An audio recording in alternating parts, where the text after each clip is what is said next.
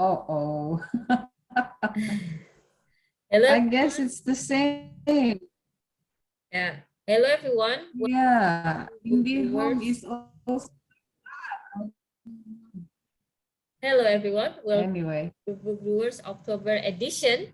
Thank you for yeah. coming. And only few of us, but it doesn't stop us from having productive and fruitful discussion. And then today I will be your moderator. Next month is Dia's turn as moderator, FYI. So get yourself ready. And in case you did not catch the questions I put there, I will post it again. The questions are: one, what made you choose this book this month? Two, what are the takeaways? Three, how do you plan to implement them in your life? Four, is there anything you don't like about the book? Five, what is your rating of this book? And six, what's your next book? Yeah, sounds like a lot, but for several of them, you can answer it fast, like the rating, for example, and next book. Right, and then to kick start this session, I would like to ask Donald, who came first, to share about this book. Thank you, Pipit. Good afternoon, everyone. So I would like to share about my book. The title of the book is The True Believer by Eric Hoffer. And here, what made you choose this book this month? I'm interested in learning about leadership. So that's why I choose books on this topic recently. For example, I think last month I shared about Influence by Robert Cialdini. That's also one part of leadership. In that case, it's about persuasion. And this time, the book is about movement, about mass movements. So because I'm interested to learn about how the political leaders and also revolutionaries, how they started a mass movement and what are the nature of these movements. And I hear that this book is like the go-to book for that purpose, and that's why I chose to read this book. What are the takeaways? So first, actually, I'm impressed by the author. Pipit pointed this out in the group that the author, and I then read in Wikipedia and Britannica, so the author was not educated. So the author himself is inspiring for me after I learned about his life story, because he was not educated. And when he received the Presidential Medal of Freedom, I watched the video. President Ronald Reagan at the time, President Reagan mentioned that he educated himself, Eric Hoffer, in public libraries. So between manual labor, he still have time to educate himself from libraries. So I think it shows the power of reading books, exactly our club, right? Even if we do not have formal education, if we are diligent in learning from books, we can reach the level like the author. And from the book itself, it has a lot of examples. One of the most prominent one is the Nazis, because the book was published in 1951, so just a few years after World War II. And yeah, I don't know how to share it in just a few minutes, but there are so many things to learn from this book. So for example, all movements, they target the same type of people, and the author calls these people the frustrated. So they are frustrated about something. And because of that, they join a movement with the primary reason to get rid of their unwanted self. So as opposed to reaching something in the future, actually their most immediate need is they want to get rid of their present self. So there is something that I don't like about my situation now, and I want to leave it behind. Therefore, I join a movement. So this is called the frustrated. And among the frustrated, there are several classes. The most responsive to mass movements is called the bored. So they are bored about their lives, about their surrounding. So this is the frustrated. And then when the movement starts, there are there are phases, the movements. There are men of words. Men of words are people who ignite the idea of the movement, but they do not start the movement themselves. So for example, in communism, the man of word is Karl Marx. So he wrote books, but he didn't topple governments, no. But he wrote the books and the ideas. And then the second phase is the active phase, where the real movement began. And in the case of communism, it was started by Lenin, and then followed by Stalin. And later, the called men of action. Men of action actually just organizer. So after the movement has reached its goal, then they need to settle down. And this time, the men of action will come forward. I think like the current communist government in China is in this category. Mao in 1960s is fanatics. So fanatics is the second phase. The first is man of words, the second is fanatics, the third one is man of action. I think from this book we can dissect the movements around us and look at the components. Oh, the frustration is this. And then another term used by the author is that the leader, the fanatic in this case, they need to promise an extravagant hope in the future. And because of this faith in the future, and then they will need to rise up so-called spectators.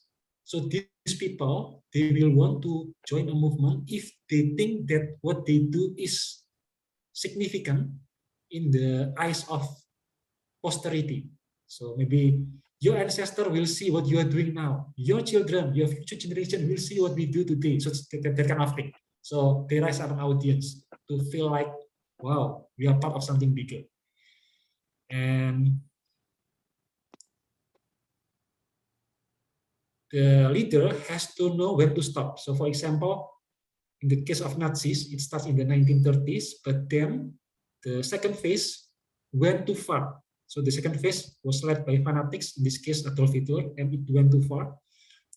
It already reached the goal of acquiring power in Germany, but because they didn't stop, then they started the World War II. Actually, at this phase, they should stop and move to phase 3.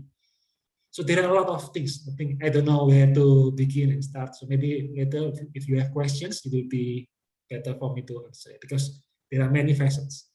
All right. So now number 3, how do you plan to implement them in your life? So I think I will take some of the phrases used by the author and try to implement them in my life. So for example, extravagant hope. So if we want to start something meaningful, we have to have hope in the future. So vision, actually, in other words, and we must have conviction. Actually, the author says that the content of the vision itself is not important. The more important one is the conviction about the vision. So that's one thing. And then another thing mentioned there is something called reckless daring. So there are many interesting phrases in the book. Reckless daring means you are ready to die even, the term used in the book, for your cause. And then one thing is that we need to have, if we are the leader, we need to have the ability for, another term used by the author is religiofication. Religiofication means you turn something that looks like something practical, you turn it into a holy cause. So maybe we just do our everyday tasks, but we put a cause on top of it. So an example I just remember is like the Taliban. The Taliban has this holy cause. They want to have a certain form of government in Afghanistan, and because of that, they are ready to die. But now they already reached their goal. So now they move to phase 3, man of action, and we will see how they will organize this.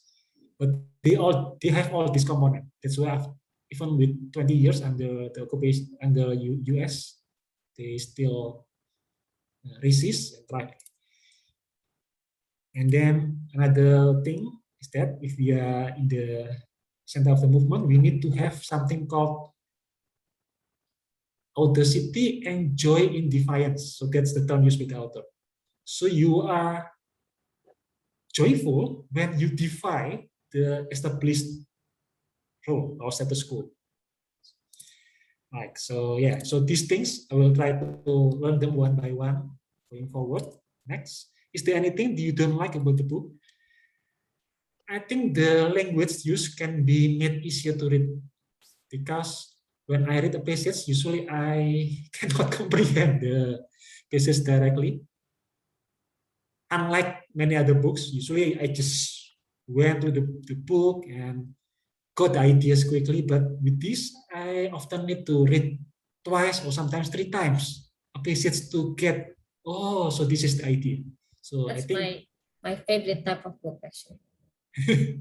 yeah. So that's why, yeah, I think it can be made easier to read with the same ideas. What's your rating of this book? I will give it 4.5. Should be 5 for the ideas, but half grade down because of the language difficulty. And what's your next book? I'm not sure yet, because there are some options, but one possibility is turn the ship around. So another book on leadership. This one is about the captain of submarine, and the submarine was in the lowest rank in the Navy, US Navy at that time, and after he took over, it rose up and became the best submarine in the Navy. And he told the story about how he built the leadership in the submarine. So that is a possible next book for me. Okay, thank you. Thank you. Now let's open the floor for questions. Any question for Donald? I do, but then I will give everyone a chance first. Okay, let me start. 1, 2, 3, 4, 5. Okay. I think the most difficult part of starting a movement is afraid for your life, right? Fear for your life.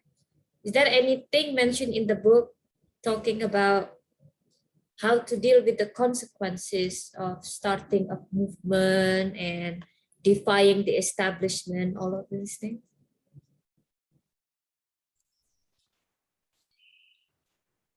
The number one thing is that we are frustrated. So if you are frustrated, it means that the cost of doing nothing is bigger than the cost of doing something. If the cost of doing nothing is still bigger than the cost of doing something, then we are not frustrated enough. That's why we need to know whether we are frustrated enough or not. Because if you are frustrated, I think, not I think, but the book says that, yeah, they are willing even to die for their cause, because they see that the current, there is another term is called contempt for the present. So the present situation is ruined. I mean, yeah, just hopeless if it stays this way, and because of that, the cost of doing nothing is bigger than the cost of doing something, and that's why they can overcome the fear.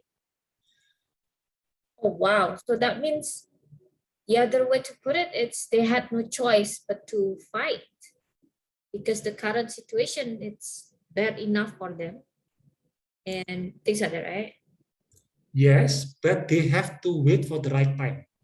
The book also mentioned that the frustrated could be on the wing, on the side for a long time, waiting for the right time. So, like for example, Hitler, the moment for him came after World War I, when the German was frustrated after the Versailles Agreement, and then Treaty they of had Versailles. hyperinflation. Yeah. Hyperinflation. So the moment was right, but waiting until the moment was right would take many years. All right. All right. I actually realized that myself because personally I'm frustrated with things that happen, but it doesn't particularly affect me. So I'm frustrated for other people. So yeah, if I were to start the movement, I'm not that motivated enough. So I think probably that would really that idea, Donald, can actually really help me personally as well. So thank you. I will try to read this book and find it. Any other questions from the floor? Maybe I will add something. If you just mentioned, so one way to build the so-called build the frustration or called contempt for the present is that you link glorious past with a glorious future, and therefore the present will become worse in comparison. So, for example, you say that in the past, for example, in the Renaissance, the past was the ancient times of Greek and Rome Empire, and compared to the glory of the Rome and Greek, the Middle Age seemed very pale in comparison, so much worse. So the people in the Renaissance says, hey, look back a few hundred years ago, we have this glorious civilization. And now our situation is like this. So if we can go back like that, and plus they will have scientific revolution, so that is the glorious future. By linking glorious past to glorious future, you will see that the present is just worse, just bad, and because of that, you will have this motivation. I think maybe that's one way to build the motivation. Wow, when it comes to Indonesia, we've never had any glorious past. Maybe Majapahit era, but even that time, it was not that glorious. So yeah, it's kind of hard to think about the glorious past, at least for Indonesia, yeah, in this case. It doesn't have to come from Indonesia. So it can be borrowed from other places. Also, another thing written in the book is that the movement leader, they are imitators. If I put it with our current language, they find role models everywhere. So not just in Germany, in the case of Hitler, but he borrowed ideas from other places as well. So the glorious past doesn't have to be in Indonesia. It could be from other nation, other civilization, and we can borrow ideas from them. All right, I will borrow it from the French Revolution. Okay, thank you, Donald. Is there any other response or question? Awesome review, Donald. Thank you. Actually, Well done. ignite the light in me, this book, you know. I actually, now my body temperature is rising listening to Donald. This is my type of book. I'm really A for activist. A for activist. But it's hard to start. Just today, I learned there's a trending hashtag called percuma lapor polisi, right? And then I've been thinking about that moment. Like I should be the one starting this because I was frustrated with the police dealing with one of the cases that I reported and no outcome from the reports. And I didn't even spend a penny because I wanted to see whether the police actually work or not without me paying anything, but it didn't work. So I've been thinking about starting that type of hashtag, percuma lapor polisi, but then I realized that today there are people who started it and it catches fire. Boom, boom, boom, boom, boom, trending. And then I realized when I look at the list of the people who started it, they were not alone. So obviously we cannot do this ourselves. So I probably need to find a team or something if I want to do that. But another comment that I would like to make is Karl Marx. Although he was the source of the idea about communism, he was a pretty much capitalistic person, right? He liked to buy expensive watches and all of this fancy jewelry, according to his biography. And he also still depended on his own parents, even with all of this money. So yeah, which is kind of crazy now to think that his idea started all of this communism and socialism movement, but he himself actually did not. Actually, that is something that is also mentioned in the book, because there are three categories of people in the movement. The first is man of words, and Karl Marx is man of words, the intellectual who has the idea, the original idea. The second phase is fanatic. The third phase is man of action, the organizer. And the book says that actually the men of words themselves are not fanatic about their ideas, because as intellectual, their main concern is to search the truth. So they keep searching. They are not fanatical about certain idea, but the second phase, the fanatic, they take the idea from the intellectual and they become fanatic about this idea. So not Karl Marx himself, but the next generation like Lenin, they take this idea and become fanatics. That's very interesting. Thank you. Okay, so any other? That okay, perfect review, Dono. Thank you. I will search for the book right after this meeting. Okay, next one is Diaz. Diaz, would you like to start sharing? Okay, so my book for this month is Stillness is by Ryan Holiday. And I think we're all familiar with Ryan Holiday because last year we were discussing about ego is the enemy, right? And then this book was on my list since last year and I just got in touch with it right now. And then that's the reason why I chose this book for this month, because oh my god, this book has been on my TBR list and I haven't touched it. So anyway, the takeaways from this book is actually lots of mindfulness. And again, this is not my first book about mindfulness because besides Ryan Holiday, Ego is the Enemy. If you all familiar with Philosophy Teras, it's Indonesian book, and then it's also about Stoicism, and then other book about mindfulness is by Thich Nhat Hanh, which I also discussed it few months ago, I guess. So the takeaways is basically a reminder for me that change what you can and don't change what you cannot. So it reminds me not to overthinking, not to think beyond what are the things that uncontrollable, something like that. So, and how do you plan to implement them in your life? Well, how do I implement them in my life? Well, stillness is key, meaning that I have to not sit still, stay still, whatever happened, but keep what is that? Like keep myself to being calm, and then what else? And not to get too emotional when things don't get right. So it's a friendly reminder, but it's also in a more of a scientific way, because Ryan Holiday sometimes he also mentioned about the science behind why you have to keep that stillness inside you, within yourself. And anything you don't like about the book, the third or fourth chapter, he mentioned about journaling. And then one of the tips from Ryan Holiday is you have to write something. At least you have to write about what happened in your daily life, what happened, like for example, from morning till evening.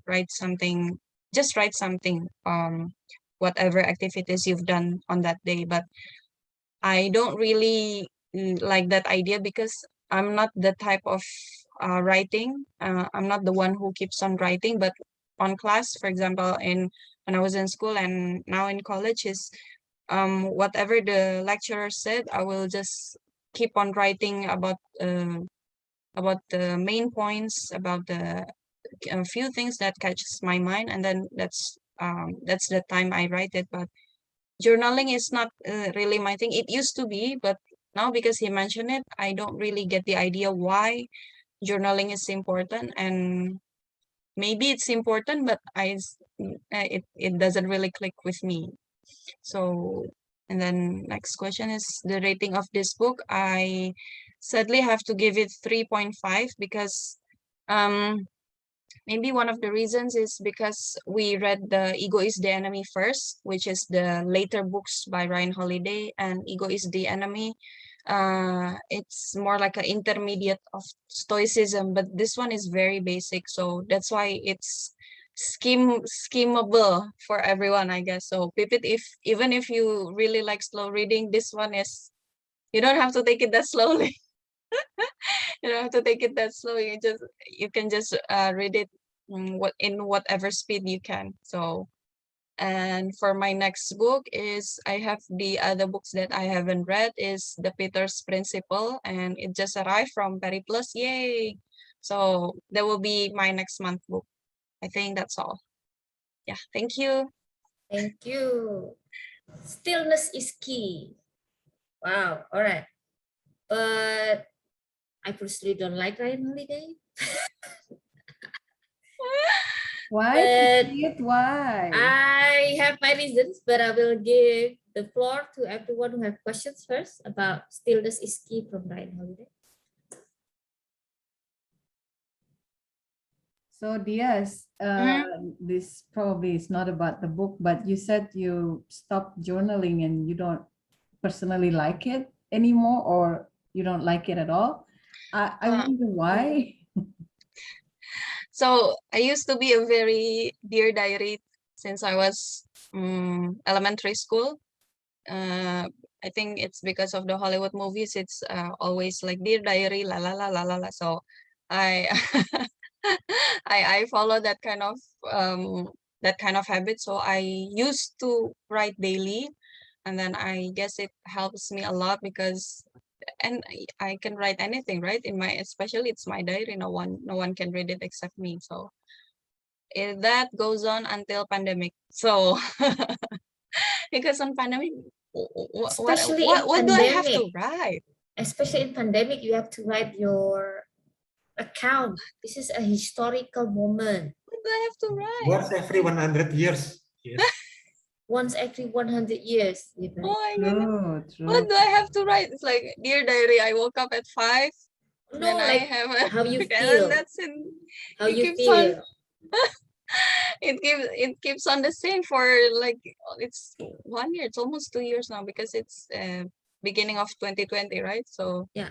and then it keeps on the same. So what's the point of writing anyway? Because there are no changes from the yesterday to today and then to tomorrow. So that's the reason why I stopped, but not really stop, but I choose to only write when I have like a special thing that I did today. So and that's not really a journaling anyway because it's just a small note on the agenda that, for example, oh, I went to Alphamart today. That's it. So it's also nothing really interesting, nothing really important anymore. So yeah, that's the reason. I think it's not journaling about what you did that day, but is there any feeling you have about something? Like maybe you heard a lot of people died, and how does it make you feel? Yeah, I think that's the one that should be recorded instead of this is the list of things I did today. Something like that.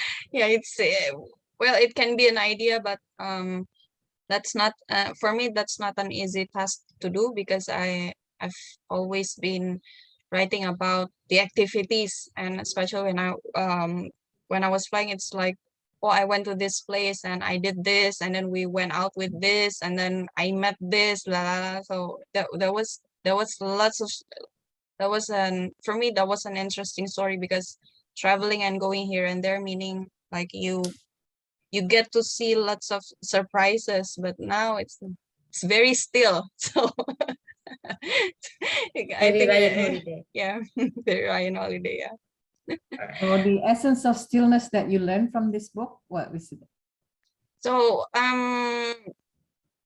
what I can comprehend, it's like it's a reminder of this pepatah like tutup kuping kanan what is it? Masuk kuping kanan, keluar kuping kiri. Yeah, if for example, if you heard something bad, and if you got hurt, or whenever you heard something is not really nice, then what you can do is like that. So yeah, This is the reason. it's a kind of a reminder, but then for me, you have to filter it by yourself anyway, right? So you have to take whatever's important, and then just leave it what's unimportant. All right, that's great. That's also the reason why I don't like Ryan Holiday. You see the type of things Diaz pick up from this book. Why? Tell us your thoughts then. Pipit. Hmm? Tell us your thoughts. About Ryan Holiday? Yeah. Whew. Okay, I think Ryan Holiday is ruining stoicism for me, because before I read about stoicism based on Ryan Holiday's version, I liked it. I consider myself a stoic person. Donald knows this. He knows my schedule today, right? You know my schedule. I have half an hour in between every event today. I pushed myself. I think that is stoicism. So kind of apa namanya ya, push through, persevere no matter what, always pasti bisa. All of this is stoicism. But the way Ryan Holiday took stoicism is more like apa ya? He mock other people who disagrees with him. For example, he hates passion. He thinks passion is overrated, and then hard work is more important than passion, which is cool. But the way he said it is backfired, I would say, right? So he totally antagonizing passion and let people persuade people to let go of their passion, focus on plans, specific goals. And in my opinion, that's not the way you realize your goals, I think. So remove the fuel almost. And also this one, keluar kuping kanan, masuk kuping kanan, masuk kuping kiri. I think that's not the idea of stoicism, in my opinion. So it's okay not to react, because Ryan Holiday persuade people not to react when something happens. So just cool aja, and I'm not cool with that. I think reacting is something sometimes is the way to do it. Like example, if people apa ya namanya? What's the English word for it? Menganiaya kita. Attack you or something like that. Yeah, like hurt Bullying us, you. bullying, you. or harass us. Ryan Holiday would just ignore it. Just focus on your own goal. And I think that's wrong. It's almost we almost victimizing ourselves without even realizing. So I think it's kind of extreme in the way he interprets stoicism. I don't like him. Sorry, dia. Can see from your face. Well, according to my stillness, you're mocking Ryan, right? You're not mocking me, right? Yes, of course. Good. You actually practice stillness is key. Yeah, of course. And for me, for myself, it's really beneficial, because I cannot react whenever someone is I cannot really react when someone is angry, or when someone feel disappointed. For example, when the flight is delayed, and then the passenger, why your flight is delayed? I cannot really react, but I have to stay still, right? So for me, that's beneficial in a way to help me doing my job. So yeah. If we stay still, we cannot start a movement, yes. Well, let's see. For me, for my own situation, for my own environment, that stillness is somehow beneficial. I won't start a movement, because the flight delay is not really part of my responsibilities. But Yeah. for me, I have to be the one who stays still. That's true. Stillness sometimes necessary, right? Yeah. If you want to make a movement, you have to put. Then you have to the react. pause. Yeah, Ryan Holiday basically tell people, do not be frustrated, although it's frustrating. So I don't know, it somehow doesn't allow us to feel what we need to feel, I think, in my opinion. Yeah, so really different from my personal belief. And then, well, this is the fourth book about mindfulness, and he kind of interpreted like stay still, almost like a statue feeling. You know, this when I read this book, it's a bit different. It has lots of differences with philosophy teras, and I think philosophy teras explains a better decision and a better way to react. So I think that's for me this, but I don't know why. Maybe because he wrote lots of Stoicism book, then people call him well, he's the he knows everything about Stoicism. For me, not really, because Thich Nhat Hanh also he even explained it in a lot simpler way, and also Henry Manampiring. So I guess that's it. Any other questions? I like Thank you, that question. Kaimo, for asking. Oh, thank you. Thank you. Thank you. So that's it. Now let's go to Mike. Do you have any book you want to share? No, not today. Thank you. I'm just willing to absorb. Okay. So I'm let's looking go for to inspiration. Keep looking for talking. inspiration. We're finding inspiration from each other. Usually you give us stories to think about, right? So we will give Maybe. time later for any book that you remember you have read in the past. But let's go to Kaimung first. Okay, well, see if hopefully when I put this video, it's okay. So the book, I'm not sure if you can see this. It's Just it's about. called Dip. Yeah, it's called the little book that teaches you when to quit and when to stick by Seth Godin. Why I like this book, or why Seth Godin? I think it's a little personal. I saw him in one of the conference that I attended in New York way back, and he was quite, I don't know how to say, powerful in presenting his case or his books at that time. He's very, I have to say this, very productive with his writings, mostly about marketing. But this book, I choose it because one, it's very simple. It's only like 60 pages. So I believe everything in there is like more, in an Indonesian term, is daging semua, yeah. And it's what I found out actually. And the funny thing, I found out the concept that he put together there, and I become one of the, like, I become in one of the people or the players in that concept. So he put on the concept of, I'm not sure if I can see, you can see this, yeah?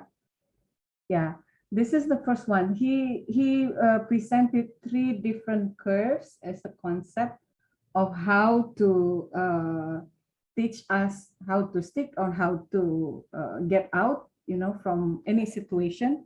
But this is actually a teaching about how to be the best, or how you find that you are mediocre, then you have to get out from that mediocrity. And he put a lot of examples in that. And he believes that, you know, if you are in the dip here, that means it's in between the starting and the mastery. So to get the mastery, you have to go into the dip. However, many times we lost in the second one. The second one is the cliff, or the third one, the cul-de-sac. So you can see this. Can see? Yes, yes, we can see. Okay. So the cul-de-sac is actually like when you're becoming somebody there, but there's nothing to grow from what you are, who you are. While the cliff is when you're in a situation, or in your work, in your career, in whatever you do, and it's like you can't quit until everything fall apart. So many people are stuck in this kind of situation, right? Well, he explained that to be the difference between the best and the rest, you know, the second, third, and everyone, is actually very long. The distance between or amongst them is very long. Like if you want to buy something, you want the best, right? If you want to choose the best medicine, the best medical advice, you want the best, and the best is getting better and better or higher and higher, while the rest is like flatliners in a way. So you have to be the best. And he said to be the best is not necessarily the best in the world, but you can create your own world with that. So he put a lot of samples in this, even the samples of woodpeckers. If woodpeckers, you know, peck on the wood for thousands of, to say this, like thousands of trees, but only like few moments and then move to another one before everything gets through, that's where we are stuck in the cul-de-sac or in the cliff. So how to do that, or how to implement this in our lives? Then to remember that don't quit when you are in the dip. Like many people quit before you go through. And he mentioned this as a brave action. A brave action is when you stay in the dip until you go through. A wise action is actually if you are getting out of the cul-de-sac or of the cliff when possible, or even just not to choose that path. And the third one is the stupid. The one, like I sometimes did that, you know, I started playing or start to learn how to play guitar, but then I stopped. And that's, you know, how I become stuck in the cul-de-sac. So that's how I'm trying to implement this. I think I would see what's best that I can do and then stay there.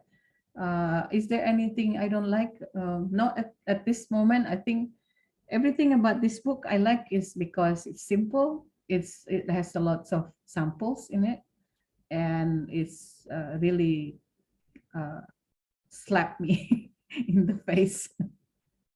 The rating, if it's 1 to 5, I will say it's 5. My next book, I wrote it down here, is Wednesday is an Indigo Blue. This is actually referred by my son. So during this pandemic, I found out something about my son, that he's actually a synesthete. I'm not sure if you're familiar with that. I've only become a little bit familiar with that term this year. So this book is about inside a synesthete's brain. That's about it. We'll see next time. The dip. When is the right time to quit? Right. Thank you much, Kak Imung. Now, is there questions from the floor? Donald has question. Yes, I have question. Yes, yeah, Mbak Imung said that you do not need to become the best in the world. You can create your own world. Maybe you can give example about what it means to create your own world. Yeah. So this example is from him. He gave an example of a product produced from one place.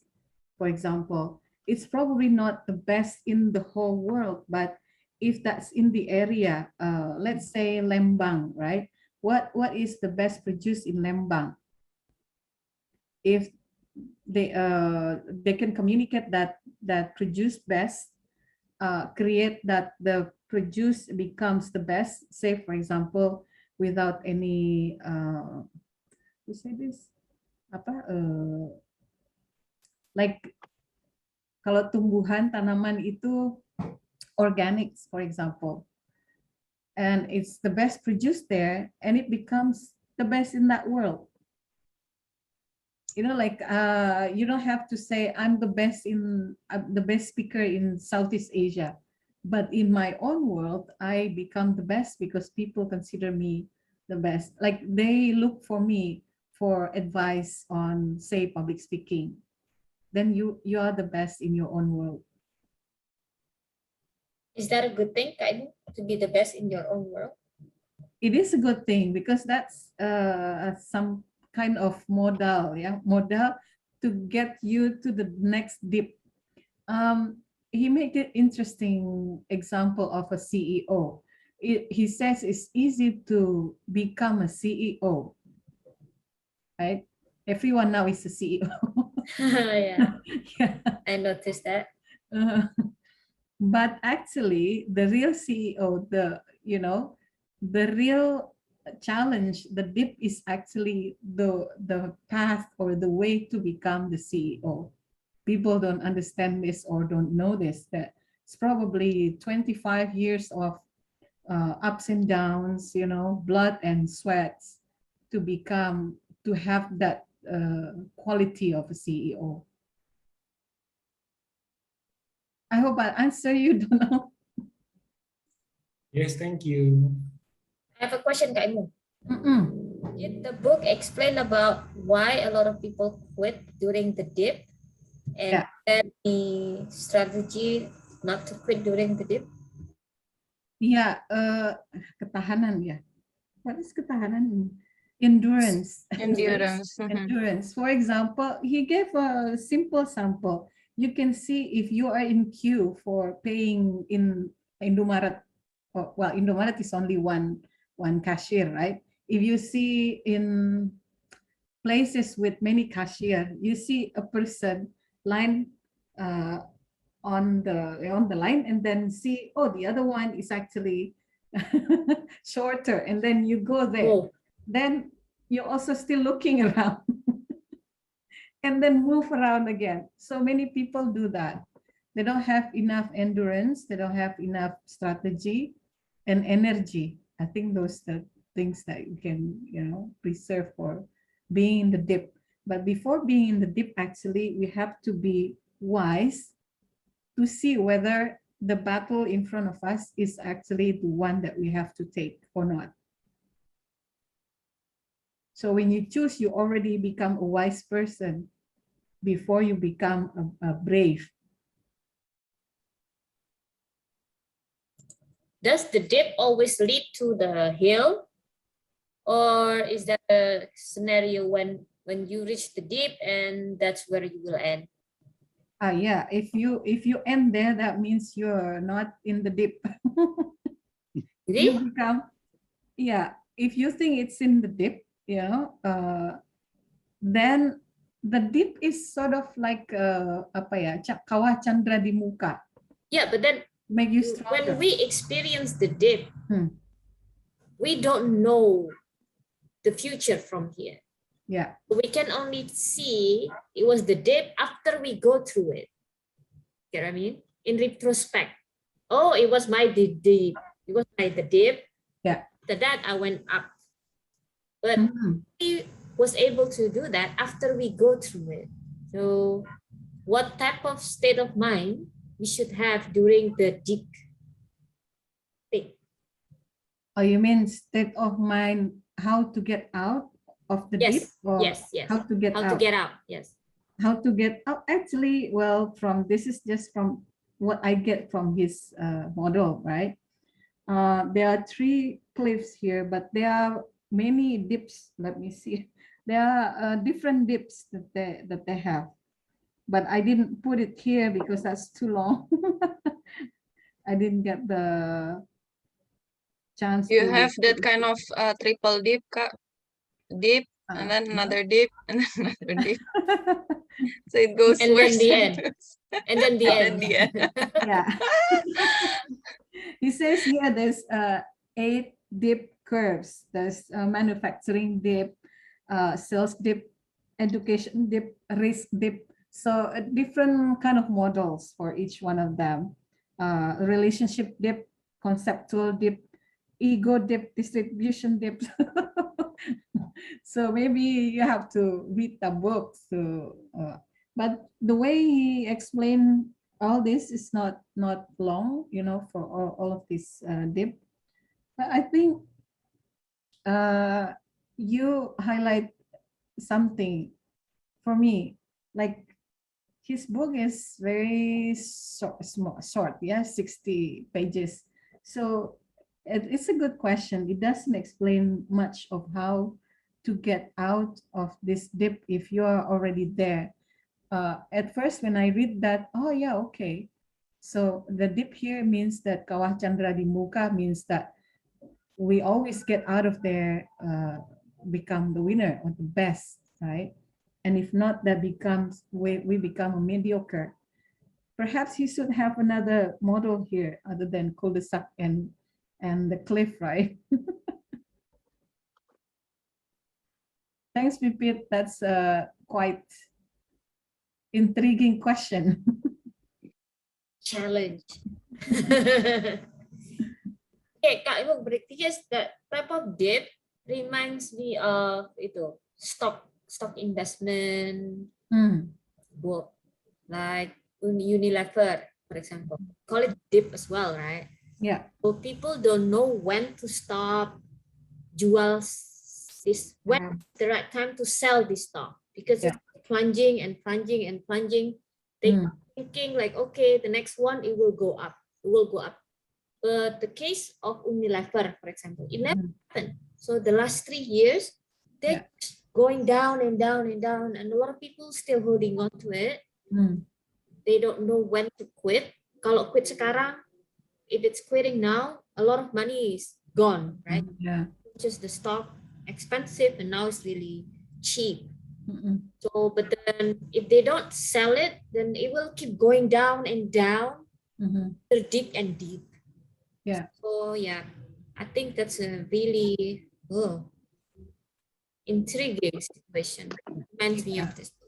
And companies is also like that. Many of them creating many products, like thousands of products before it becomes the winning, right? And that can be, probably it's a stupid one. Say, siapa si Indofood Group. Indofood Group at one point they produce this segala rasa, all kind of flavors, but it was not the best time, so they got really rugi lah ya. However, when the time is right, it comes back. Nowadays, Indomie rasa rendang, rasa soto, whatever it is, people take it. But before that, they got this as a failure for them. Tetap the red and white one yang laku ya. Yeah, I want to comment. Yeah. Yes. Please. From Mbak Imung and what Pipit said about Unilever, maybe a related concept from other book is sunk cost bias. This means that if we already invest in something, we do not want to let go of it. And another term is opportunity cost. And because we do not want to let go of it, we actually incur opportunity cost because there are better opportunities elsewhere. So maybe these two things can help us make decision whether to stick or to move on. Is Richard Thaler there? Richard Thaler. Yeah. Misbehaving. Others. Yeah, I still remember that. Misbehaving what? Misbehaving. Yeah, the title of the book. Title of the book, just misbehaving. We read this together. I really still remember that book. That's really important. Also, we are loss averse. Yeah. Loss aversion. Yeah. The adjective is loss averse. We are loss averse. So it's so painful to lose something. The intensity is even bigger than when we actually get something. So the pain of losing 100,000 is more intense than getting 100,000. That's why we stick and sit in the bad movie, right? Bad movies. We don't, I mean, if you don't like the movie, it's a bad movie, but we stay there because we don't want to feel that we lost the time. Like in the cinema, like half of the movies you don't like it, but you have to sit there because you already purchased ticket. Yeah. Yeah, I never left a movie theater before. Yeah. Anyway, okay. So yes, maybe that's the sum cost and all of these things. Yeah. Right. Thank you so much. Is there any other questions? No? My message, especially I think for DS, just don't stay in cul-de-sac relationship or cliff relationship. Are you Diaz? No. No, I was just kidding. I don't even know Diaz as a boyfriend. Raimu, okay. Diaz's boyfriend is Kim Nam Jun. Okay. Kak Emung, Oh, what's your next book belum? Tadi itu Wednesday Oh is iya ding. Indigo Blue ya. Lupa. What was the rating again? Rating I think 1 to 5. I put 5. 5. Oh wow, full score. Yeah. Okay. Thank you, Kak Emung. Thank you. Me, yeah. Actually, this one, I have the physical book, but it's in my class. So I will just show it here. This is I'm sure everyone knows, Andrea Hirata, Laskar Pelangi. Actually, I read this book years ago, but why did I choose to review it now? Is because I started reading this again with my students. I teach Indonesian literature now for grade 11 and 12. It's 2 classes combined. So if you can imagine, it's common in Indonesia to have big class, but in international school it's not common. Right? So I have 25 students in this class, and we are reading Laskar Pelangi together.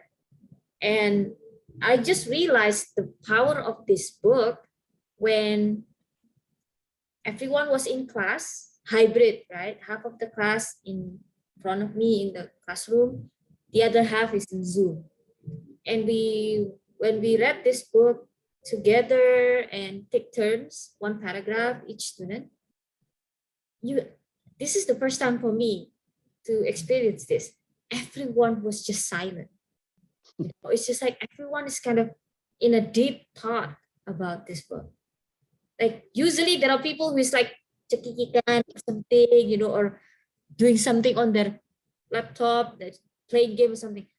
When we read this book, everyone was so concentrating and deep thought, and I'm thinking this book is really powerful. And I agree, because this book, particularly when it's based on true story, right? And a lot of my students are privileged students, right? It's quite expensive school.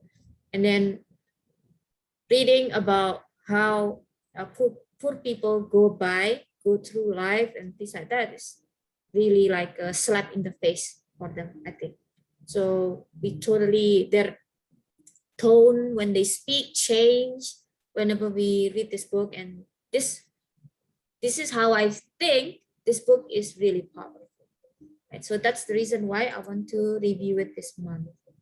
And another reason is because I realized this book put Belitung Island on the map, right? So people did not go to Belitung for holiday before this book, right? But I visited the island 2 years ago, and now people do Laskar Pelangi tour all the time. And this actually became the source of blessing for the local people.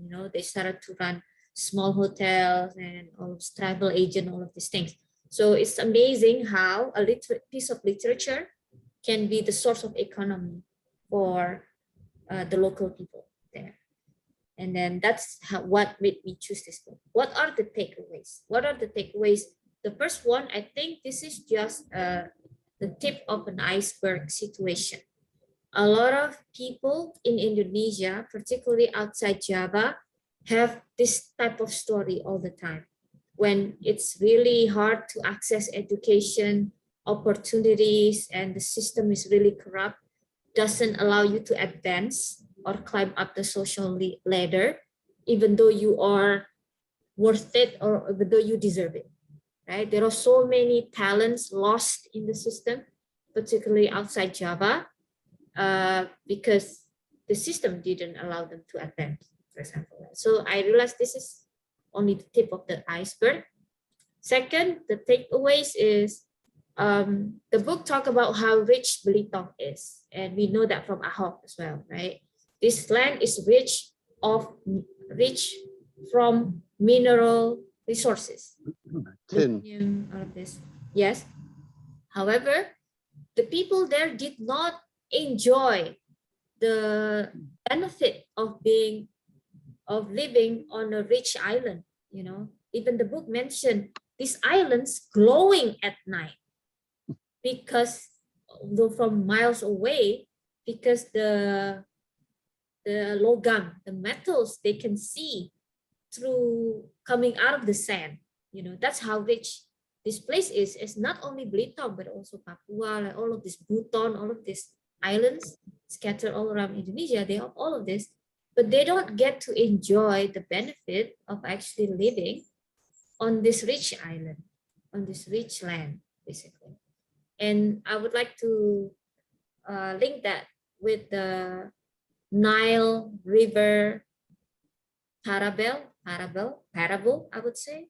You know, the source of Nile River is actually in Ethiopia, right? The mountain of Ethiopia. But Ethiopia did not even enjoy the benefit of being the source of Nile because the water flew to Egypt, flew somewhere else, another country.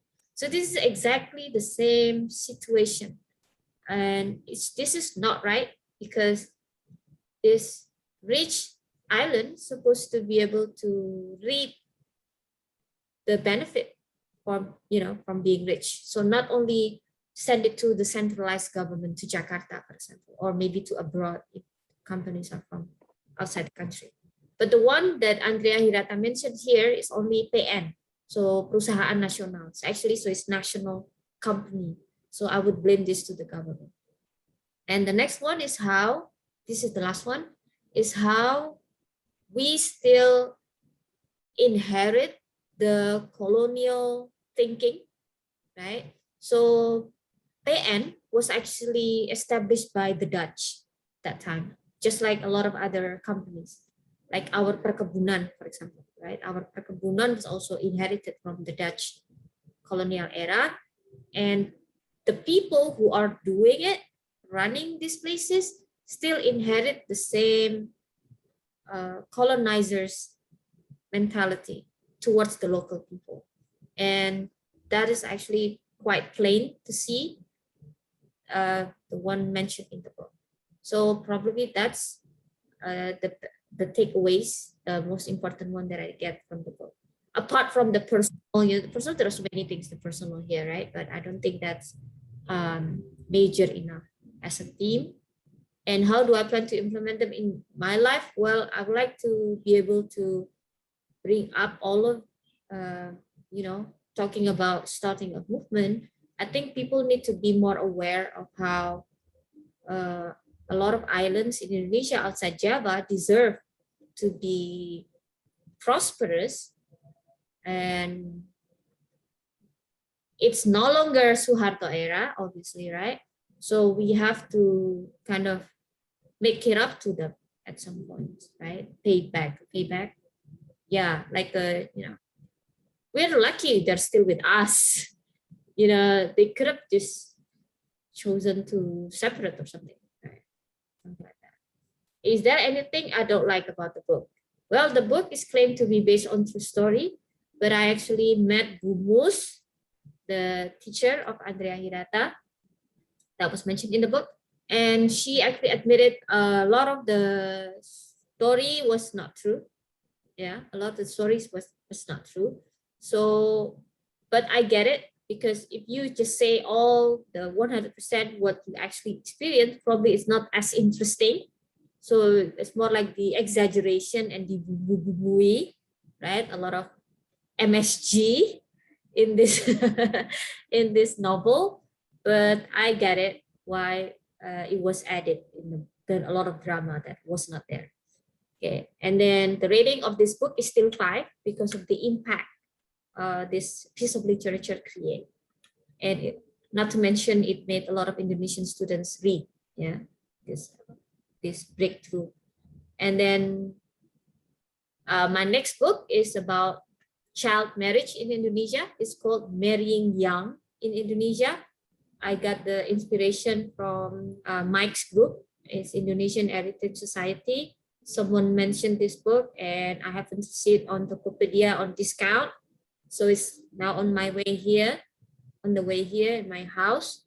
And I plan to read about child rights in Indonesia. Okay, so that's what I can share. Questions? So do you want to do the talk at the Indonesian Heritage Society at Erasmus House next year on child brides? Yes, actually, there will be a webinar. I will attend on 25th of October, right? It was shared on the On the e-news. yes. So here, I will probably can share it here as well. Yeah. So I sign up. It's from Sopor. What's the name, Mike? Soroptimis. Yeah. Soroptimis. Yes, Yeah. Soroptimis. It's women It is three. October 25. Yeah, I'm there. Yeah, me too. I'm there. So it's for free, people. I will give you the link if you want to attend this event. It's about raising awareness of the consequences of child rights in Indonesia. 25th of October, 3 p.m. And yes, I'm interested. I'm actually personally interested because several of my friends in elementary school got married right after elementary. Wow. I feel so lucky because it could be me, it could be me because we live exactly in the same village. Where is it, Pipit? In Banyuwangi. Oh, Banyuwangi, okay. Yeah. Well, yeah, my neighbor here, just like in front of my parents' house, married the daughter just SMP, But I think the way I see this is that I wanted to make like a movement called Peduli Lelaki. Because Lelaki peduli or peduli lelaki? No, peduli lelaki, perempuan Okay. peduli lelaki. Why? Because so many like decision making and everything is actually decided by male. And those males are actually raised by who? Women, right? Mother. So I want mothers like women to become, influential, powerful, so that the male kids become the noble one. If they are, I think I try to address more on the root cause. And not many people or organizations think about the root cause. Like people in like Taliban or Afghanistan or wherever. Patriarchy. No, but the patriarchy is so strong. And that's because women in the family is like very weak. They don't have voice. They can't do anything. And so they raise kids who are like that, right? So Yeah. I think we are lucky, like Donald, Mike, you are lucky that you have great mothers, strong mothers to raise you. So you become a noble man. Offer to Pipit, sorry. Yeah. No. I'm really interested in that too. Yes, patriarchy. But is there any response about Oscar? Yeah. You read all of them, Pipit? All the tetralogy of Laskar Pelangi? No. I don't read Mariam Karpov. It's too romantic Yeah, because that's the romantic side of him. Yeah, I don't like I'm not. Oh, yeah, you're an anti-romantic. No, I'm not the DNR, detective and romantica. I'm not. Okay. I read it long time ago, but I finished it straight away, all the 4. So yeah, it's for me. I Laskar Pelangi is good, but the one that really fills my heart is Edensor, actually, the third one, because it tells the story of when Ikal finally got the scholarship and he went to France, and then he somehow interlinked between Laskar Pelangi to Edensor and all of those story from his childhood friends. So for me, that's even more leave a great memories for me, comparing to Laskar Pelangi. But because of Laskar Pelangi is the first one, and in Belitung they have this Museum Laskar Pelangi, right? The Rumah Museum Andre Kata. Hirata, Museum Kata. So that's the one that brings lots of good economics for the community there. So it's good there. I went there like 2 years ago before pandemic, and then I think everything about Belitung is related to Laskar Pelangi. Like, yeah, they even have this let's take a picture behind this the beach where Ikal and his friends were playing, something like that. Mm. Very, it's yeah, it's amazing how one book can really change the whole community over there. Yeah, and I hope there are a lot of more books like that. I think we need to encourage people outside Java to tell their story like Laskar Pelangi, right? So we know their perspective. I think it needs to be told, and because it's fiction, people somehow also doesn't feel like, there are people who are allergic to books, right? A lot. Yeah, right. So, but if it's like Really? story, Yeah. yeah, a lot of like that, if it's story, then they somehow thinking, oh, okay, I will get enjoyment out of this book, but then in the end they see, oh, actually a lot of lessons from it. I wish there are people from Papua writing the same type of, book, something like that. I think it's interesting what you're just saying. I wish, however, Andrea Herata is a product of different generation. Like, I think he is an Xer, No, what? X generation. He's Oh, X. No, Kak Imung, I think it's still applicable and they're still alive. Right? So people who experience 80s, 90s are still alive. So Yeah. you can write from their memory. Yeah, that's what I'm saying. Like, if you expect nowadays generation to write like him, for example, so the homework that we have to do is even bigger because of the way they are being brought up is different than, yeah. It's Even like people in Angela Duckworth said, now this generation don't have time to be bored. Right? yeah, Time to be exactly. bored. And they're not in touch with the reality or with the environment and with the nature.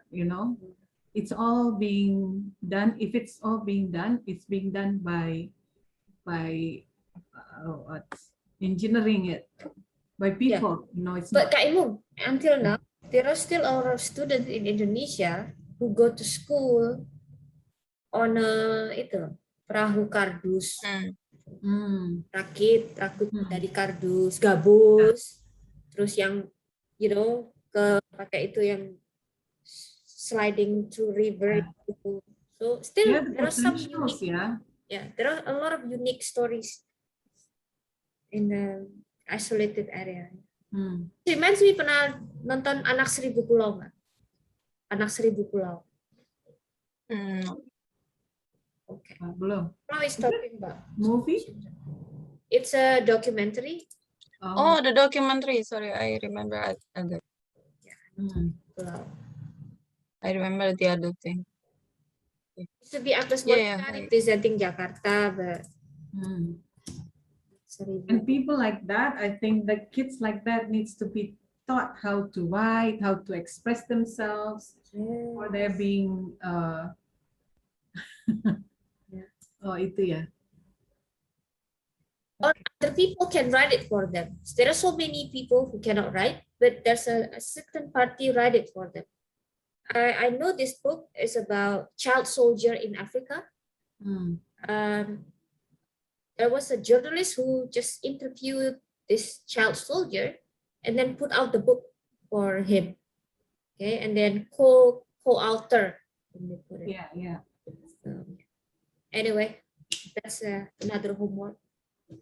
But that's a powerful book. And when it was out first time, I think Andrea Hirata was also, how to say this, yeah, underestimated by mainstream Publisher. yeah. So that's why he went to Bentang, right? Mhm. And then biarin gigit jari itu semua. Kapok tuh.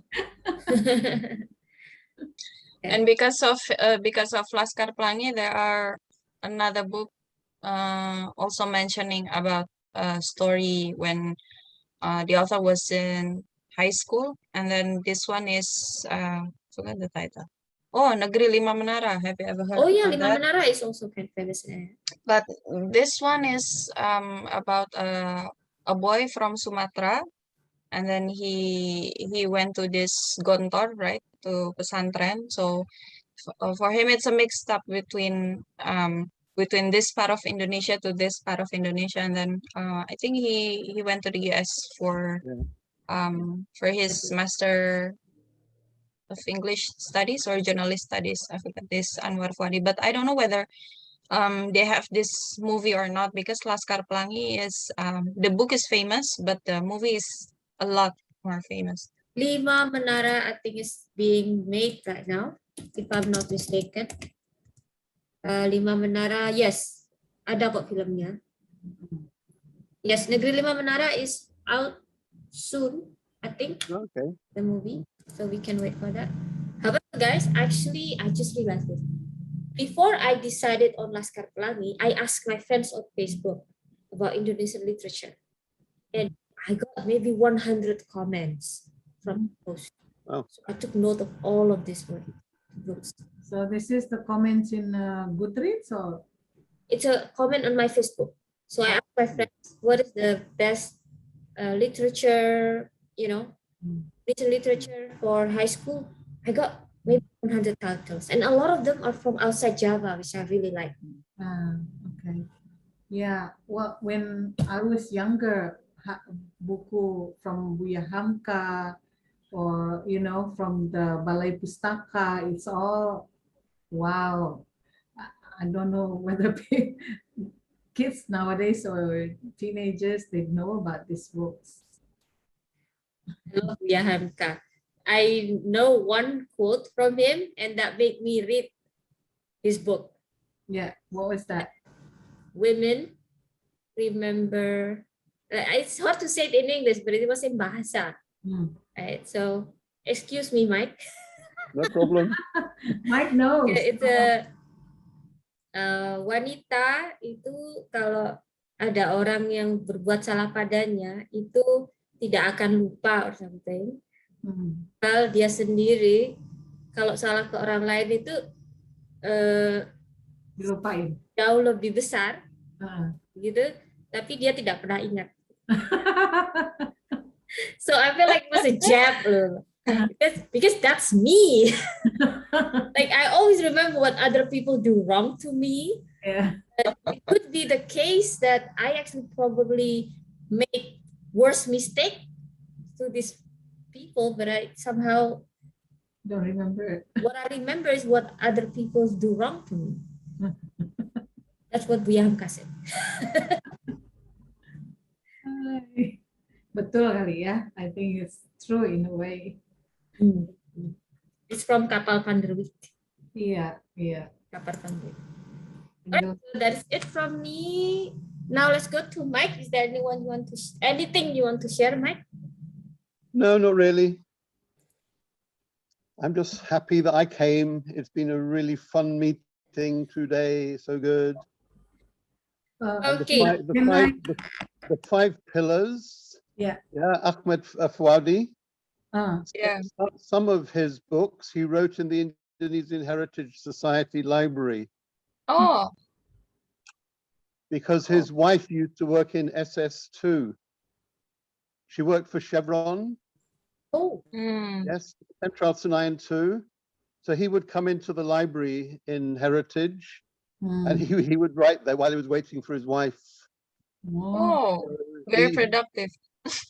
He's a friend. I haven't talked to him for a long time, but yeah, we're still waiting for his other books to be translated into English. So if anybody would like to be a translator, let me know. is it the Lima Menara or other book, right? Yeah, the others. There's only Oh, one the as other far book. as I Okay. know Because is Lima translated. Menara has been translated to English, right? Yeah, the 5 Pillars is translated. Yeah. But I think I can't remember. I think he is tied to Gramedia, and I think they have a problem with translations. Yeah, they either don't like it, they don't approve it. Anyway, we had a long chat once. You know, why are the others not yet translated? Because that was a long time ago. I mean, it's more than 5 years ago. I think 10, maybe 10. Translation is a very sensitive issue. Even the translation of Pelangi is a failure. Yeah. Translation of Laga is a failure. Did you read it in English or I read it in English too, but only 2 chapters. And then I found out why is it the translation doesn't have atmosphere, cannot catch the atmosphere. It was just dry translation. And then I found that the translator is actually an American, not even Indonesian. But then it's fine. But then the translator did not know the nuance. Oh yeah, the nuance. He did not know. But he's very fluent in both Bahasa and English. It's hard because translation is also about understanding the culture, the feelings, you know, the everything inside. I mean, it's hard, especially for this book, because he plays a lot with words, you know. The choice of words also important. It's important. So dry. I was really disappointed. But even bahasa Indonesia of Andra Hirata is very, very well. I mean, every writer has their own characteristic, but Andra Hirata is a very, you knew it right away that it's him. He's the one who wrote it. So even from the, like, for example, even from the first page, then you know exactly that he's the one who wrote this book. So when you read the other books of him, like you know it right away. And then and then I don't think that the other translation would get that kind of feeling. And then I don't know. I mean, Laskar Pelangi itself has been translated into how many languages? More than 20, 30, 30, 40, 50. Because it's even being translated into Swahili, if I'm not mistaken. So it's going to Africa all the way from Indonesia. And then every students in Sekolah Republik Indonesia, like for example the one in Tokyo, the one in Hanoi, they all read. They all it's a must read for them. This Laskar Pelangi. But to me, the grand scale of how crazy this book is, I just realized it in my class. Like when I realized it, like everyone is looking at the, like meresapi kata-katanya, you know. And I saw probably some students kayak tahan nangis, like they tried their best not to cry. And I look around my classes, everyone was dead silent. It's like thinking about it. This book is crazy. Now everyone's. Which part of the book is that? It's talking about how poor people were at that time. And I think it resonates with my students because my students are detached from the reality of Indonesia. They're very rich. Like go to school is 24 million a month. Oh, so the crazy rich Surabaya go there. Surabaya. But we also have a lot of students from Semarang, from Malang, from all of these places.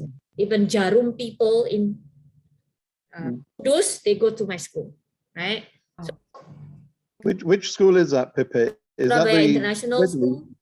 Sorry? Surabaya International School Yeah, where is Surabaya it? Which one? in Is that the Chitraland. Wesleyan school? Is where? From Wesleyan? Oh, The Wesley Methodist is in school? Malang. Sorry? Wesley is in Malang. My school, Okay, yeah. No, I Surabaya went there. International.